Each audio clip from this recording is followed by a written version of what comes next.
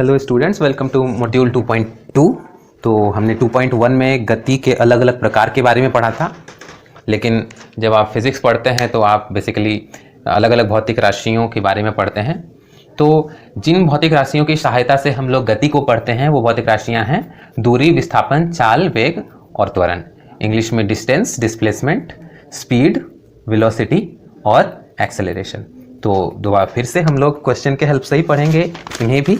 तो जो पहला क्वेश्चन है उसके अंदर 4 क्वेश्चन हैं, चारों को ध्यान से पढ़ें। पहला क्वेश्चन है करीम द्वारा तय की गई दूरी ज्ञात करें, जिसमें कि करीम अपने घर ए से बी से होते हुए विद्यालय सी तक जाता है और इसमें 15 मिनट लगता है।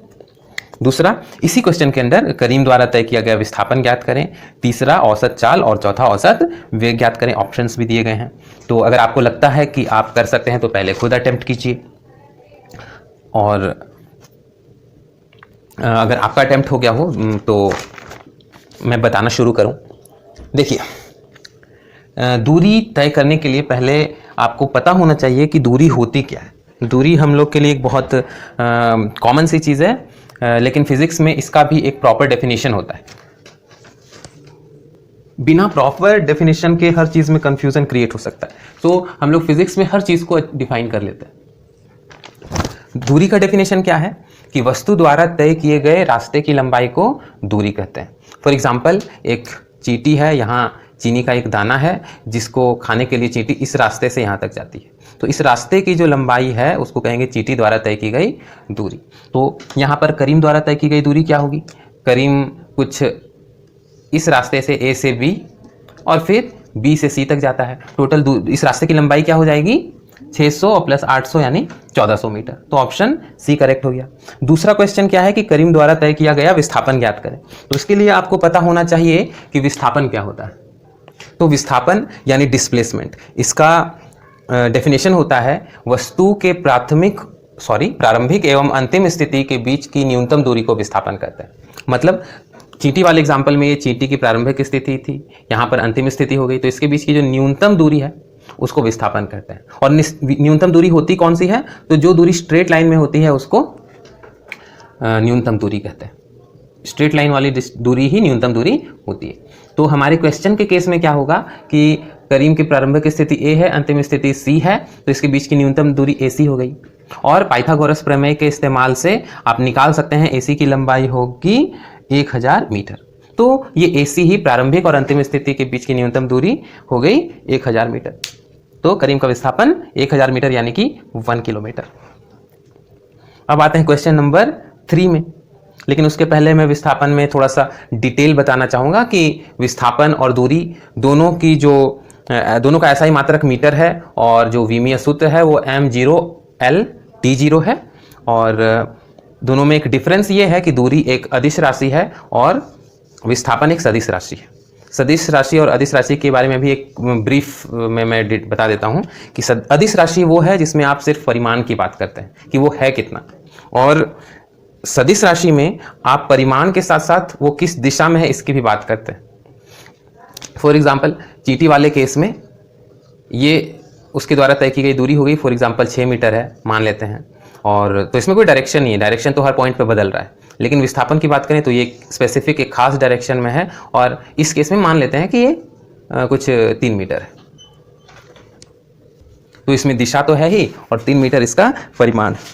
अब आते हैं हम लोग औसत चाल में। तो औसत चाल के लिए पहले आपको चाल को परिभाषित करना होगा। तो चाल की परिभाषा है कि इकाई समय में तय की गई दूरी को चाल कहते हैं। तो यहाँ पर इकाई समय मतलब क्या हुआ? 1 मिनट लें आप, या 1 सेकेंड लें, या 1 घंटा लें, इनको इकाई समय बोलते हैं। तो फॉर एग्जाम्पल, कोई घोड़ा है जो 2 घंटे में इतनी तेजी से दौड़ता है कि 2 घंटे में 100 किलोमीटर की दूरी तय करता है। तो आप इसका चाल कैसे ज्ञात करेंगे? आप कैलकुलेट करेंगे कि इकाई समय यानी कि 1 घंटे में वो कितनी दूरी तय करता है। तो 1 घंटे में कितनी दूरी तय करता है? एक नियम के अनुसार 100/2 यानी 50 किलोमीटर। तो इसका चाल हो गया 50 किलोमीटर प्रति घंटा। तो चाल एक अदिश राशि है, इसका SI मात्रक मीटर प्रति सेकंड है। ठीक है ना। हम लोग बात करते हैं कि औसत चाल किसको कहते हैं। देखिए, जब कोई वस्तु आपके सामने से गुजर रही है तो एक दिए गए टाइम पे, एक दिए गए क्षण में उसका जो चाल होता है उसको तात्क्षणिक चाल कहते हैं। मतलब कि एग्जैक्टली अभी वस्तु किस स्पीड से चल रही है, ये तात्क्षणिक चाल हो गया। लेकिन जब वस्तु एक लंबी दूरी तय करती है, एक लंबी यात्रा तय करती है, तो हो सकता है कि उस दौरान उसका वेग फ्लक्चुएट कर रहा हो, चेंज हो रहा हो, लगातार बदल रहा हो। तो ऐसी स्थिति में तो वस्तु का कोई निश्चित चाल है नहीं, हर पॉइंट पे उसका चाल अलग अलग है, कम ज़्यादा हो रहा है। तो ऐसी स्थिति में हम लोग औसत चाल का यूज़ करते हैं कि उसके द्वारा टोटल तय की गई दूरी और फिर उस पूरी दूरी में लगा समय से भाग दे दीजिए तो आपका औसत चाल निकल जाएगा। मतलब कि औसत चाल बराबर कुल तय की गई दूरी और बटा लगा समय। तो इस फॉर्मूले को क्वेश्चन नंबर 3 के लिए इस्तेमाल कीजिए। कुल तय की गई दूरी है 1400 मीटर, इसको किलोमीटर में बदल लीजिए 1.4, और समय देखिए क्वेश्चन में दिया हुआ है ब्रैकेट में 15 मिनट, उसको घंटे में बदल लीजिए तो 1/4 हो जाएगा और कैलकुलेट करके हो जाएगा 5.6 किलोमीटर प्रति घंटा। तो ऑप्शन सी करेक्ट हो गया। नेक्स्ट क्वेश्चन इज औसत वेग। तो जैसे चाल की परिभाषा है कि इकाई समय में तय की गई दूरी को चाल कहते हैं, उसी तरह इकाई समय में तय किए गए विस्थापन को वेग कहते हैं। और औसत विस्थापन बराबर होता है कुल तय किया गया विस्थापन बटे लगा कुल समय। तो इस हिसाब से यहां पर करीम का औसत वेग हो जाएगा इस यात्रा में उसका टोटल विस्थापन, जो कि है 1000 मीटर। तो औसत वेग कुल विस्थापन और बटे लगा समय, तो विस्थापन हो गया 1000 मीटर, किलोमीटर में बदलेंगे तो 1 हो जाएगा 1, और बटे समय, समय है 1/4 घंटा। सॉल्व करके क्या आएगा 4 किलोमीटर प्रति घंटा। तो इसका औसत वेग हो गया 4 किलोमीटर प्रति घंटे। नाउ हम लोग अगले सेक्शन में मूव कर रहे हैं। इसमें एक क्वेश्चन है, क्वेश्चन थोड़ा लंबा है। सुरेश घर से लाइब्रेरी अपने कार से 40 किलोमीटर प्रति घंटा की गति से जाता है। लाइब्रेरी बंद पाकर 60 किलोमीटर प्रति घंटे की गति से घर लौट आता है। पूरी यात्रा में सुरेश की औसत चाल ज्ञात करें। तो अभी जो ऊपर के 4 क्वेश्चंस आपने देखे वो बहुत बेसिक क्वेश्चंस थे, सिर्फ कॉन्सेप्ट को समझने के लिए। ये जो क्वेश्चन 5 है, इस तरह के क्वेश्चंस ही आपको देखने को मिलेंगे। तो सबसे पहले खुद से अटेम्प्ट कीजिए। तो इसको निकालने के लिए करना क्या है, कुल तय की गई दूरी को समय से भाग देना है, लेकिन ना तो इसमें दूरी दी गई है और ना इसमें समय दिया गया है। तो इसको हम लोग एक लंबे तरीके से भी सॉल्व कर सकते हैं और ट्रिक से भी सॉल्व कर सकते हैं। तो चूंकि हम लोग को एग्जाम में टाइम बहुत कम होता है और फिजिक्स के क्वेश्चंस तो आप कोशिश करेंगे कि 20 सेकंड से कम में ही बन जाए, है ना। तो जो लॉन्ग प्रोसेस है उसके बारे में मैं सिर्फ आपको यहाँ पे हिंट दे दूंगा। क्या है कि दूरी को आप मान लेंगे d, जाते समय d और वापस आते समय भी d, तो टोटल दूरी 2d। और एक चीज ये भी याद रखिए कि चाल बराबर दूरी बटा समय, तो इस हिसाब से समय बराबर दूरी बटा चाल होता है। तो जाते समय कितना समय लगेगा, जाते समय लगेगा दूरी d और बटे चाल u मान लीजिए, जो भी वैल्यू दिया हुआ है यहाँ पे 40 दिया हुआ है। और आते समय कितना टाइम लगेगा, तो टाइम बराबर दूरी d और बटे चाल v। ठीक है, तो टोटल टाइम कितना हो गया d/u प्लस d/v। u क्या है जाते समय का स्पीड और v क्या है रिटर्न आते समय का स्पीड। कुल दूरी 2d है। तो इस तरह से आप कैलकुलेट कर सकते हैं। शॉर्टकट ट्रिक क्या है, शॉर्टकट ट्रिक है कि जब वस्तु आधी दूरी u वेग से तय करे और शेष आधी दूरी v चाल से तय करे, तो औसत चाल उसका हो जाता है 2uv/u प्लस v। आप नोट कर सकते हैं, जब वस्तु आधी दूरी u चाल से तथा शेष आधी दूरी v चाल से तय करे तो कुल यात्रा में औसत चाल is equal to 2uv/u plus v होता है। तो बस फॉर्मूला में वैल्यू पुट कीजिए, आपको आंसर मिल जाएगा 48 किलोमीटर प्रति घंटा, जो कि ऑप्शन सी। नेक्स्ट है, उपरोक्त प्रश्न में सुरेश द्वारा तय किया गया कुल विस्थापन क्या होगा। तो याद रखिए कि जब भी वस्तु अपनी प्रारंभिक स्थिति से विस्थापित हो और फिर वापस पुनः उसी स्थिति में आ जाए तो विस्थापन 0 होता है। यहां पर सुरेश घर से लाइब्रेरी जाता है और फिर वापस घर आ जाता है तो विस्थापन 0 होगा। नेक्स्ट क्वेश्चन है, विस्थापन और दूरी के बारे में कौन सा कथन सत्य है।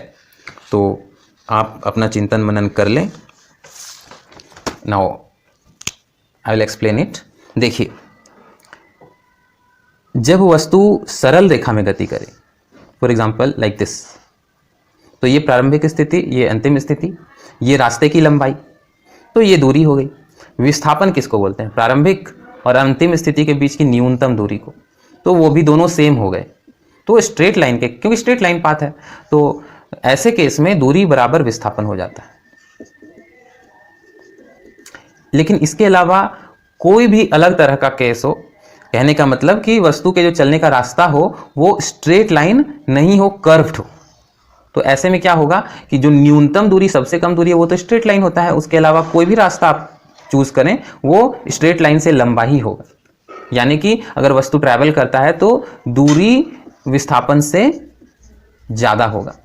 बराबर किस केस में हो सकता है? जब उसके चलने का रास्ता स्ट्रेट लाइन हो। तो इन दोनों केसेस को अगर मिला दें तो क्या हो सकता है कि दूरी या तो विस्थापन से ज्यादा होगी या बराबर होगी। तो ऑप्शन कौन सा करेक्ट हो गया? सी, कि विस्थापन दूरी से या तो छोटा होगा या बराबर होगी। तो इसी क्वेश्चन को उल्टा करके आपसे पूछा जा सकता है सरल रेखीय गति के लिए, तो सरल रेखीय गति के लिए दूरी बराबर विस्थापन। लेकिन एक और चीज है, दोनों तरफ समय से भाग दे दीजिए। तो दूरी को समय से भाग देंगे तो चाल निकलेगा, और विस्थापन को समय से भाग देंगे तो वेग निकलेगा। तो चाल बराबर वेग भी हो जाएगा, है ना। तो सरल रेखीय गति के लिए ए और सी दोनों, दूरी बराबर विस्थापन और वेग बराबर चाल। नेक्स्ट क्वेश्चन इज, निम्न में से कौन सदिश राशि नहीं है?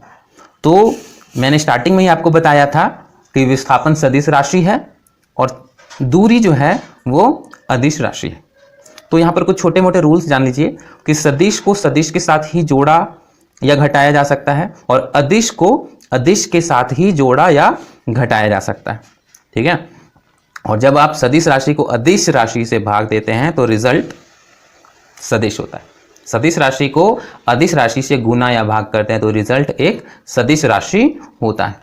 तो विस्थापन एक सदिश राशि है, उसको आप समय से भाग देते हैं, समय अदिश राशि है, तो रिजल्ट क्या होगा? एक सदिश राशि। और रिजल्ट कौन सी भौतिक राशि है? वेग। और वेग इस तरह से क्या हो गया? वेग एक सदिश राशि हो गई। चाल एक अदिश राशि है और त्वरण भी एक सदिश राशि है। तो आप कैसे डिसाइड करेंगे कि कौन सी राशि सदिश है, कौन सी राशि अदिश है? तो तीन तरीका है। पहले एक लिस्ट याद कर लीजिए कौन सदिश है, कौन अदिश है। दूसरा, मैं जैसे जैसे आगे पढ़ाता जाऊंगा हर भौतिक राशि के बारे में बता दूंगा कि कौन सदिश है और कौन अदिश है। तीसरा, कुछ कॉन्सेप्ट है, कुछ तरीका है जिसके हेल्प से आप खुद जज कर सकते हैं कौन सी भौतिक राशि सदिश है, अदिश है। तो वो ये तरीका मैं तब बताऊंगा जब सदिश डिटेल में पढ़ाऊंगा, ठीक है। नाउ आगे बढ़ते हैं। पहले क्वेश्चन का आंसर क्या हो जाएगा? यहाँ पर चाल, यहाँ पे सिर्फ चाल ही है जो सदिश राशि नहीं है, बाकी विस्थापन, त्वरण और वेग तीनों ही सदिश राशि। क्वेश्चन नंबर 10, पिंड समान समयांतराल में समान दूरी तय करे तो ऐसी गति को क्या कहते हैं? देखिए, वस्तु अगर समान समयांतराल में समान दूरी तय करे, मतलब कोई वस्तु है जो हर 1 सेकंड में 1 मीटर की दूरी तय करती है, या फिर हर 1 सेकंड में 5 मीटर की दूरी तय करती है, सेम स्पीड से चल रही है, तो ऐसी गति को एक समान गति, इंग्लिश में यूनिफॉर्म मोशन कहते हैं। क्वेश्चन नंबर 11, कार ए और कार बी एक दूसरे से 100 मीटर की दूरी पर हैं। कार ए 79 किलोमीटर प्रति घंटा तथा पीछे कार बी 80 किलोमीटर प्रति घंटा की गति से एक ही दिशा में चलना प्रारंभ करे तो कार बी को कार ए को ओवरटेक करने में कितना टाइम लगेगा? देखिए, यहां जो कैलकुलेशन होगा इसमें ये दोनों कार खुद कितनी स्पीड से चल रही हैं इससे मतलब नहीं है, ठीक है। मान लीजिए कि ये भी 80 के स्पीड से हो और ये भी 80 के स्पीड से हो, तो ये दोनों चल तो बहुत तेजी से रही हैं, लेकिन मान लीजिए दोनों कार सेम ही स्पीड से चल रही है, तो क्या ये कभी इसको ओवरटेक कर पाएगा? कभी नहीं, है ना। तो यहां पर भी आप देख रहे हैं कि स्पीड में जो अंतर है वो काफी कम है, तो ओवरटेक करने में टाइम बहुत कम लग जाएगा, ज्यादा लगेगा। तो ए के सापेक्ष बी का वेग इज इक्वल टू होता है वीबी माइनस वीए। तो जब ये दोनों कार एक दूसरे, मतलब कार बी कार ए को ओवरटेक करेगी, तब तक वो काफी दूर तय कर चुकी होंगी, क्योंकि ओवरटेक करने में काफी ज्यादा टाइम लगेगा और ये दोनों बहुत दूर जा चुकी होंगी। लेकिन इन दोनों के बीच की जो सापेक्षिक दूरी है वो 100 मीटर ही है, है ना। तो जब सापेक्षिक दूरी को कम करना है तो यहाँ पर जो वेग होगा वो भी सापेक्षिक होगा। सापेक्षिक वेग मतलब कार ए के लिए कार बी की स्पीड कितनी है, राइट। कहने का मतलब अगर कार ए के अंदर कोई व्यक्ति बैठा हुआ है तो उसको कार बी अपनी तरफ कितनी तेजी से आता हुआ प्रतीत होगा। यही होता है ए के सापेक्ष बी का वेग, राइट। तो जब दो वस्तु हों एक ही दिशा में चल रही हों तो उनके बीच का जो सापेक्षिक वेग निकालना है आपको, तो माइनस कर देते हैं, ठीक है। इस तरह के क्वेश्चंस में आप माइनस कर देंगे। यहाँ पर इस क्वेश्चन में सापेक्षिक वेग हो जाएगा 80 - 79 यानी कि 1 किलोमीटर प्रति घंटा। और जो सापेक्षिक दूरी है वो कितनी है, 100 है। तो ओवरटेक करने में लगा समय इज इक्वल टू सापेक्षिक दूरी बटा सापेक्षिक चाल। लेकिन क्वेश्चन में तो ट्विस्ट है, यहाँ पर 100 मीटर है और स्पीड किलोमीटर प्रति घंटा में है। तो जो सबसे पहली चीज आपको करनी होगी वो मीटर को किलोमीटर में बदल देना होगा। किलोमीटर में बदलने पर 0.1 हो जाएगा, राइट। और सापेक्षिक चाल कितना है, 1 किलोमीटर प्रति घंटा। तो कितना समय लगेगा, 0.1 घंटा। और मिनट में बदलने के लिए 60 से गुना कर दीजिए तो हो जाएगा ये 6 मिनट, यानी 6 मिनट में ये दोनों कार ओवरटेक कर लेंगे, राइट। बी ए को ओवरटेक कर लेगा, सामने आ जाएगा उसके। नेक्स्ट क्वेश्चन इज ऋणात्मक त्वरण का अर्थ है, त्वरण अगर नेगेटिव हो तो उसका मीनिंग क्या होगा। तो इस क्वेश्चन को सॉल्व करने के लिए पहले आपको त्वरण का मतलब जानना होगा। देखिए, त्वरण की परिभाषा होती है इकाई समय में वस्तु के वेग में परिवर्तन को त्वरण कहते हैं। तो मान लीजिए किसी वस्तु का वेग बदल रहा है और बदल करके 40 मीटर प्रति सेकंड से 60 मीटर प्रति सेकंड हो जाता है। इसमें कुछ टाइम भी लगेगा, टाइम मान लीजिए लग जाता है 5 सेकंड। तो वेग कितने से बदला, 60 - 40 20 से बदला। कितनी देर में, 5 सेकंड में, राइट। तो 5 सेकंड में 20 से बदला, 1 सेकंड में कितने से बदला, 20/5, यानी कि 1 सेकंड में कितने से बदला, 4 से बदला। यही हो जाएगा इस वस्तु का त्वरण, 4 मीटर प्रति सेकंड स्क्वायर। त्वरण का जो मात्रक है वो मीटर प्रति सेकंड स्क्वायर होता है और त्वरण एक सदिश राशि है। मैं डेफिनेशन रिपीट करता हूं कि एकांक समय यानी कि 1 सेकंड में होने वाले वेग में परिवर्तन को त्वरण कहते हैं। तो त्वरण अगर धनात्मक हो तो इसका मतलब होता है कि वेग बढ़ रहा है, और त्वरण ऋणात्मक हो तो इसका मतलब होता है कि वेग घट रहा है। नेक्स्ट क्वेश्चन क्या होगा, शून्य त्वरण का मीनिंग क्या होगा। अगर पॉजिटिव का मतलब बढ़ रहा है और नेगेटिव मतलब घट रहा है तो जीरो का मतलब क्या होगा कि ना बढ़ रहा है ना घट रहा है, कांस्टेंट है, यानी वेग का स्थिर रहना। तो दैट्स ऑल फॉर मॉड्यूल 2.2। जब आपको असाइनमेंट मिलेगा और आप असाइनमेंट बनाएंगे तो आपको और ज़्यादा क्लियर हो जाएगा। सी यू इन नेक्स्ट मॉड्यूल।